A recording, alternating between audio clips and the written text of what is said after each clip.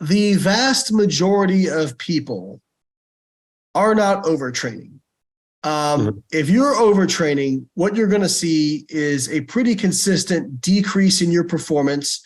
You're going to feel like you're not going to have a lot of drive to train because you're just not going to feel that good. You're going to be pretty sore most of the time. And you might even have like some sleep perturbations and those sorts of things. And so if you're having all that, then maybe it's time to back off, at least in the short term. But I think a lot of people view volume as kind of this like set number. And it's like, well, I felt like I was overreaching on that or overtraining on that. And so that is too much for me. I can never do that. Well, maybe it was only overtraining at that time for your current recovery capacity, but it is possible to improve that over time. And again, like I'm sure Maria can speak to this in terms of like the way you train now. If you tried to do that when you first started, like you probably would not have tolerated it very well, right? Oh, absolutely. So I actually, Layne, I had a conversation about this with one of the people at the gym who were like, Maria, all you do is train legs. I don't, but my volume for training legs because of the category that I'm in is significantly greater than other people. But as a beginner, training 3-4 days a week doing legs, it'd be like, well, like you can't handle that. But over the 10 years I've been training, I've been in the gym since I was 14, says my age, right?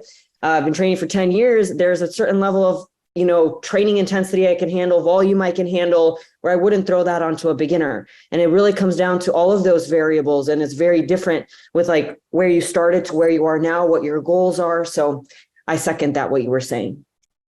Yeah. And I think a study that I think Bill discussed in his module was they looked at like low, medium, and high volume, I believe.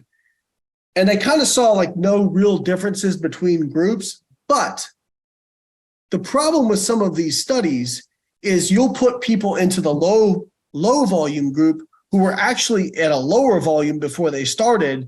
And that low volume group is actually an increase in volume. And sometimes because of randomization, you may get people in the high volume group where that high volume is less than they were previously doing.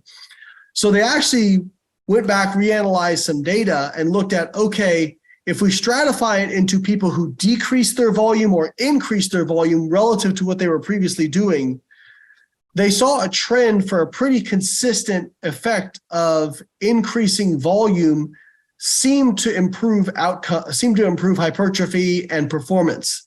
So, I mean, again, I don't, really know the core of Paul's claim. I don't know if he's kind of advocating for lower volume. I know he's big on mechanical tension, which is, what we think the main kind of driver of muscle hypertrophy is. I don't think he really kind of truly understands what mechanical tension is, because mechanical tension is cumulative over a set and sets, right? Yep. Because if it was just about maximizing mechanical tension, then just do a 1 rep max for everything. Like that is how you get the most mechanical tension at one time. But obviously that's not what's optimal for hypertrophy. So why do reps work better? Well, it's because that mechanical tension is over a longer period of time. Even though it's a lower absolute amount of mechanical tension, it's over a longer period of time. So it's not just the it's not just the amplitude of the mechanical tension that matters. It is the area under the curve of how long that mechanical tension is there.